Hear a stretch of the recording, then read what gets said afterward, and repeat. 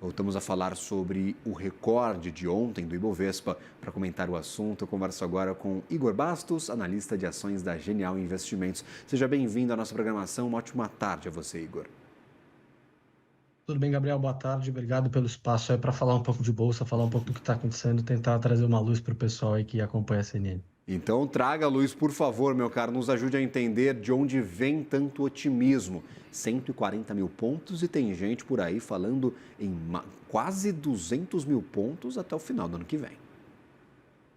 É isso aí, a gente teve alguns relatórios, o Morgan Stanley acho que foi o mais emblemático, levando o Brasil para compra, mas tivemos alguns outros comentando sobre esse novo movimento que a gente está vendo aí de recuperação do Ibov, e vale a pena dizer que esse movimento ele não começou agora, né? A gente tem a segunda quinzena de abril, logo depois do Liberation Day, ali que foi o dia que os Estados Unidos anunciaram as tarifas para o resto do mundo. Acho que a gente teve um reposicionamento dos investidores buscando uma desdolarização de portfólio, buscando alternativas de investimento, né? Os Estados Unidos sempre foi uma grande parcela da carteira dos investidores globais, né?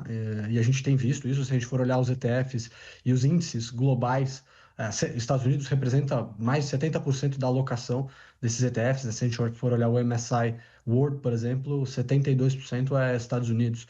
Então, o que a gente começou a observar foi um movimento de diminuição de posição em Estados Unidos, até porque a gente tinha um valuation relativo, né? Quando a gente olha para a Bolsa Americana, a gente comete esse erro de só olhar o topo histórico, né, o valor nominal, mas quando a gente olha o quanto as empresas estão gerando de resultado versus a precificação da Bolsa, a gente também vê um cenário muito caro, muito precificado à perfeição.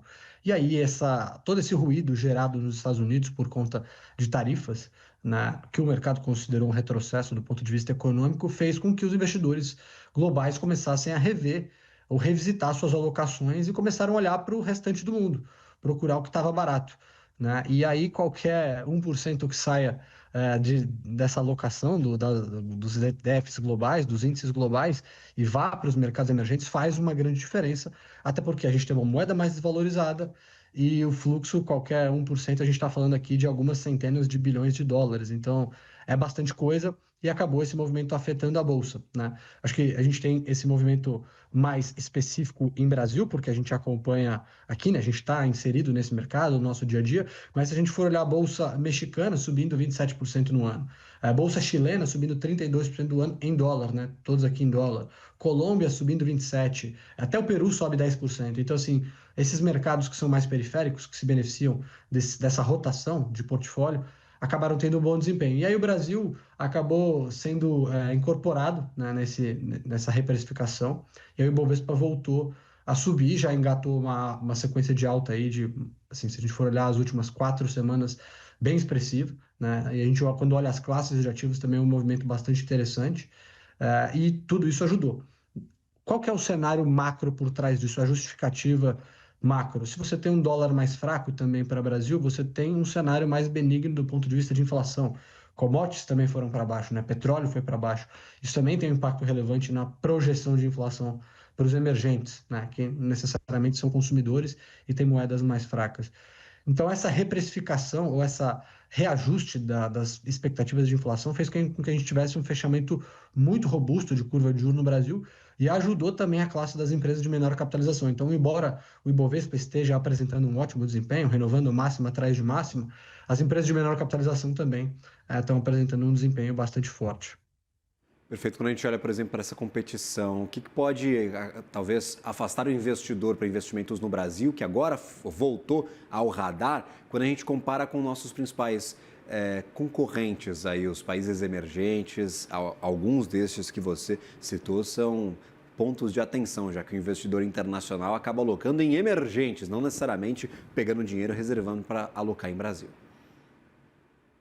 E tem outra coisa, na verdade, porque o dinheiro é tanto para esses pequenos mercados, né? Quando a gente fala de mercados globais, que qualquer dinheiro que vá para emergentes ajuda o Brasil. Então, assim, eu acho que o cenário, de certa forma, é construtivo. Essa rotação, ela acaba sendo construtiva para todos, né? Eu sei que a gente tem aqui um cenário um pouco mais delicado, o investidor local questionando o fiscal, mas acaba que quando o vento é forte, até galinha voa, né? A gente costuma brincar. Então é mais ou menos o que está acontecendo com o Brasil. A gente tem os nossos próprios problemas, mas esse movimento que ele vem de fluxo de entrada de investidor estrangeiro, ele é muito mais forte e sustenta o Ibovespa nesse patamar que a gente está vendo. Eu queria até entender um pouquinho a diferenciação do que a gente via alguns anos atrás com o que a gente vive agora. O Ibovespa estava batendo máxima, por exemplo, 2023, 2024, com Petrobras bombando. A Petrobras cai 9% neste ano. É uma alta um pouco mais consolidada, mais saudável para a Bolsa de Valores, sem um protagonista único nessa história?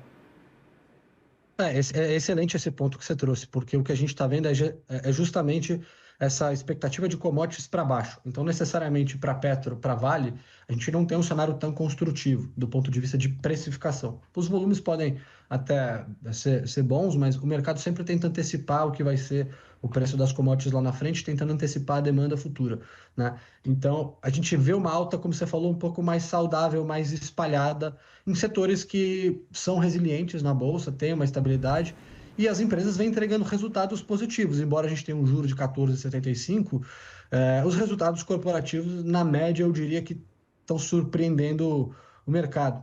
É verdade que o mercado revisou a régua para baixo, né, no ano passado, conforme a gente teve esse movimento de expectativa de alta de juros, mas a gente tem uma surpresa positiva mais espalhada, eu diria, nos setores como o setor financeiro, os setores de energia elétrica também estão num bom desempenho, o setor de saneamento, que entrou numa agenda de privatizações e governos um pouco mais aderentes a políticas melhores tarifárias, né? Então, tudo isso ajudou esses segmentos. Querendo ou não, você também tem infraestrutura, o Brasil se posicionando como um player interessante, à medida que o câmbio fica depreciado, você consegue atrair um pouco de investimento estrangeiro, então isso tem se espalhado, tem ajudado o Ibovespa a ter uma alta um pouco mais saudável, mas é verdade que a gente ainda está num patamar relativo bastante interessante, tá? A gente está na máxima histórica, é verdade, mas quando a gente vai olhar o preço sobre o lucro projetado para os próximos 12 meses do Ibovespa, a gente vê o Ibovespa um pouco acima de um desvio padrão, em relação à sua média histórica, que é um cenário bastante favorável do ponto de vista de continuidade desse movimento, né? E quando a gente olha excluindo o Vale Petro, a mensagem ela é um pouco menos otimista, é verdade, o Ibovespa passou por uma correção um pouco mais forte, mas ainda assim é bem abaixo da média histórica, tá, Gabriel?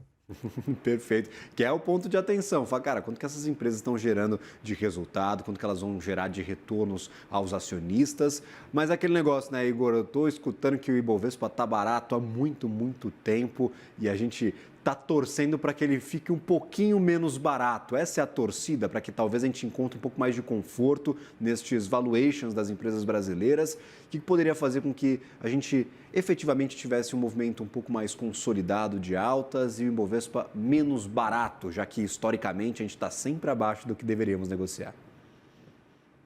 Eu acho que o mercado ele lida muito com uma, assim, para a gente ter um movimento mais consistente, a gente precisaria ter talvez uma mudança estrutural, né? Porque o que a gente está vendo aqui é um movimento de alocação, rotação, de reposicionamento dos portfólios globais.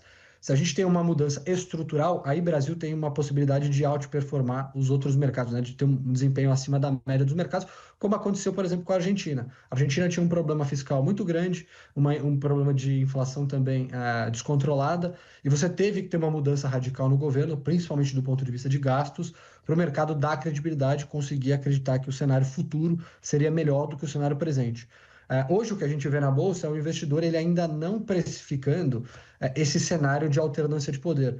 O mercado começa a discutir, a gente teve a Brazilian Week lá em Nova York na semana passada, os governadores, os principais governadores que despontam aí como possíveis candidatos à presidência em 26, todos eles estavam presentes, discursaram ali sobre os seus planos, não só para os seus estados, mas também para uma possibilidade de um Brasil diferente. E o investidor começa a querer acreditar que a gente pode vislumbrar uma alternância de poder. É verdade que ainda é muito cedo, a gente viu também desaprovações muito grandes no primeiro mandato do governo Lula, e quando ele foi ao segundo mandato, ele conseguiu ser reeleito, né, porque o governo tem os mecanismos públicos ao seu favor, isso é verdade, isso ajuda numa possível reeleição, mas o mercado parece que quer acreditar nesse trade aí de uma possível alternância de poder com um governo que venha a ser um pouco mais alinhado fiscalmente e mais alinhado ao mercado, né, um pouco mais diligente do ponto de vista de gastos. Eu lembro vocês que quando a gente teve pós-impeachment da Dilma, Michel Temer assumindo e aprovando o teto de gastos, em pouco tempo a gente viu a curva de juros fechar de maneira significativamente. A gente viu o juro futuro, o yield, né, que é o quanto você paga acima da inflação nos títulos indexados, A gente viu um fechamento também muito forte, porque tinha uma perspectiva de Brasil mais estável no longo prazo, da dívida PIB um pouco mais controlada, e a gente viu uma possibilidade para a taxa de juro também cair. Então, se a gente tem esse cenário, realmente você tem todos os astros se alinhando para você ter um movimento mais estrutural do que conjuntural, na minha visão, tá? Igor Bastos, que prazer tê-lo por aqui, meu cara. Obrigado por nos ajudar a entender este movimento, essas altas consecutivas do Ibovespa, esta terceira máxima histórica seguida em, sei lá, 2 semanas. A gente teve 3 máximas históricas, que é realmente Isso aí. impressionante. E todo mundo agora está animado com o Bolsa de Valores, não só brasileira, mas de mercados emergentes como um todo. 180 mil pontos para cima. Essa é a projeção do Morgan Stanley que a gente trouxe aí de ontem para hoje, que realmente chama muita a atenção. Obrigado pela ajuda, uma ótima manhã para você, um bom serviço. Obrigado, Gabriel. Valeu. Abraço.